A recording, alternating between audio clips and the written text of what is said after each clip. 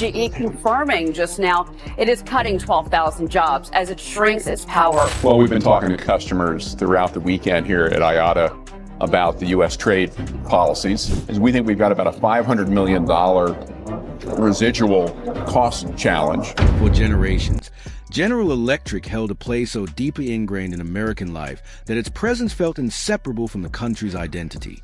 The company symbolized stability, innovation, and industrial pride, shaping the way people viewed the strength of American manufacturing. Today, that long-standing reputation stands in sharp contrast to the unsettling wave of headlines emerging across the nation. Entire regions that once depended on GE's presence are facing a harsh new reality as long-time plants shut down, trusted jobs disappear, and thousands of workers confront an uncertain future. What once seemed unshakable is now prompting a difficult question. If a symbol of national strength can fall, what does that reveal about America itself across the Midwest and Northeast? The story unfolding is one few ever thought they would witness. Huge factories that once lit up their neighborhoods around the clock now sit dark. Production floors are echoed with constant movement and machinery have gone cold and silent. Over just a few months, more than 12,000 jobs vanished. Parking lots that were packed during every shift now stand empty. Local diners, once filled with workers stopping in before long mornings or after late nights, have lost the crowds that kept them alive. This economic shock has rippled across towns that built their identities around manufacturing and relied on GE as a dependable anchor. Many communities recognize this moment as part of a longer pattern, one shaped by policy decisions that were intended to protect them but ended up delivering the opposite. The irony is difficult to ignore. A nation long known for its pride in American-made production is now watching one of its most iconic industrial names move operations outside its own borders. Tariffs meant to strengthen domestic manufacturing have instead driven raw material costs higher, placing heavy pressure on the very companies they were supposed to support. GE's financial statements reveal an uncomfortable truth. Policies designed to revive American industry have, in many cases, weakened it. The decline has implications that reach far beyond a single corporation. To many observers, GE's struggle signals deeper failures within the broader development strategy. If a company of this size, with its history, resources, and deep economic roots, calculates that domestic production equals certain financial losses, then smaller manufacturers face even harsher odds. Thousands of American companies operate with tighter margins, fewer reserves, and little room for error. If GE cannot make the numbers wake, their survival becomes even less certain. The consequences of GE's choices are unfolding rapidly at a local level. In War Corner, Wisconsin, news of a plant closure struck with the weight of a final farewell. More than 300 union workers learned that the engine line they had depended on for decades would be shifting to Canada. Families with generations tied to the facility felt the loss as a break in their own history. Practically overnight, the town's revenue projections collapsed. District officials scrambled to rewrite budgets. School administrators prepared for painful cuts. Hospitals braced for reduced services as the tax base shrank. These impacts were neither distant nor gradual. They arrived with the same speed and severity as the closure announcement itself. Scenes like this have become familiar across regions affected by tariff-driven contractions. Empty warehouses now sit at the edges of towns that once proudly called themselves manufacturing centers. Weathered main streets lined with shuttered storefronts showed just how dependent local economies had been on industrial strength. When those anchors vanish, entire communities lose their sense of direction. Families who once relied on steady paychecks now struggle to keep up with mortgages or preserve their savings. College plans once within reach drift further away. Retirees face the painful possibility of returning to work, often competing for low-wage positions that do little to steady their finances. The ripple effects extend into every corner of daily life. School boards that once counted on corporate tax revenue are slashing programs and delaying long-planned upgrades. Teachers expecting new resources find themselves relying on aging materials.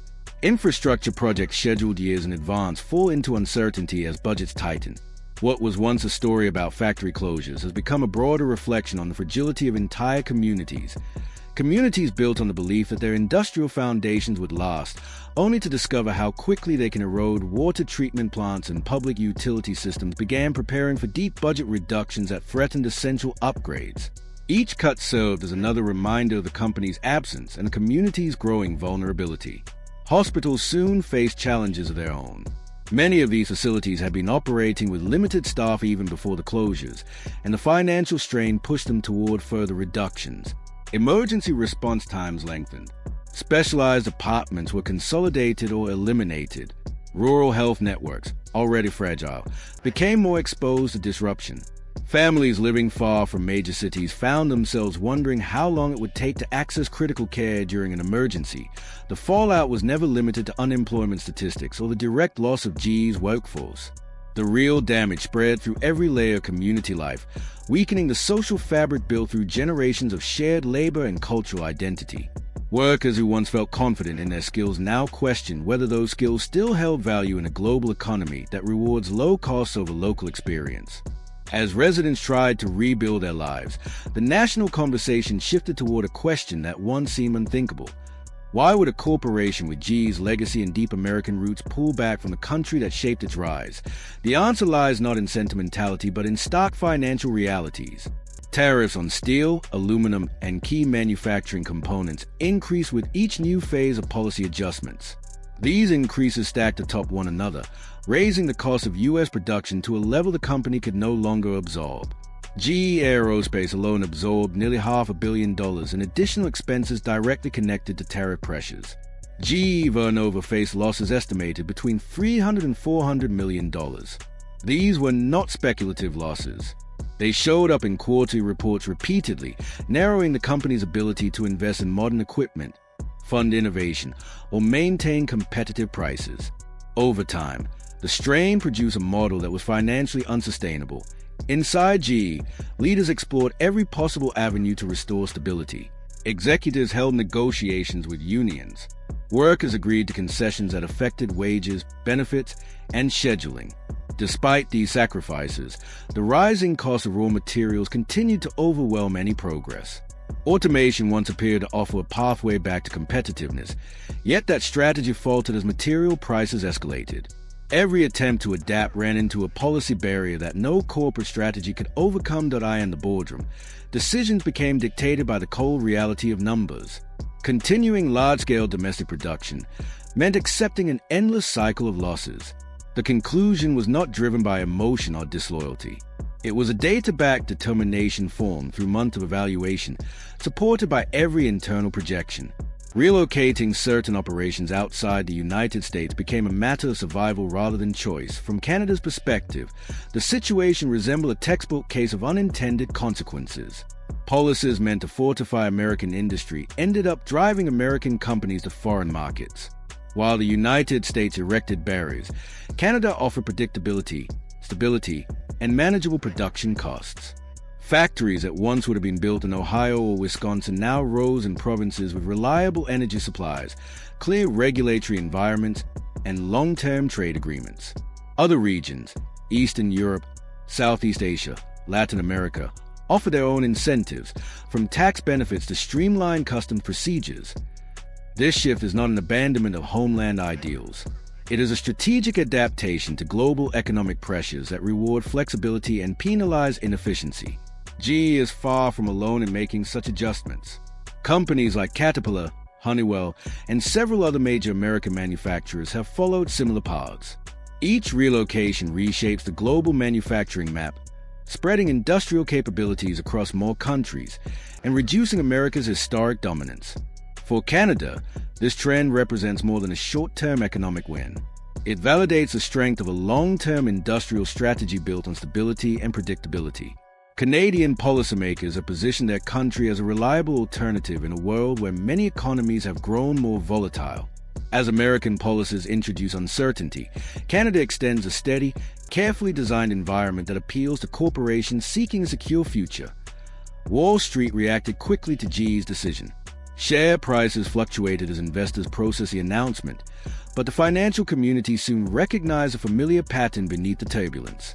Analysts predicted that relocating certain operations would lower production costs by nearly 20% over the coming years.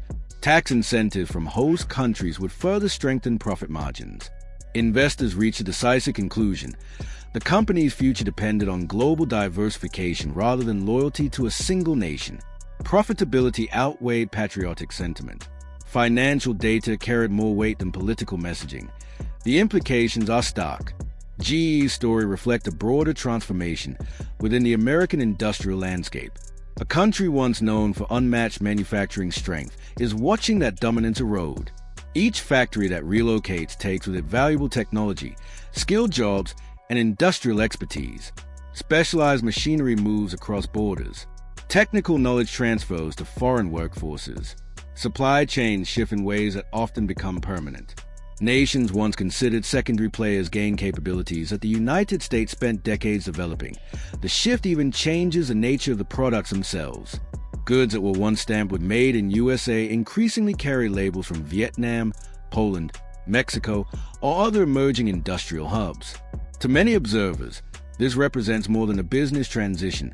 It signals a loss of industrial identity. The capabilities that once defined American economic strength are becoming more dispersed and, in some cases, diminished. These changes carry serious national security implications. A country that cannot produce its own infrastructure components, power systems, or key defense technologies risks becoming dependent on foreign supply chains.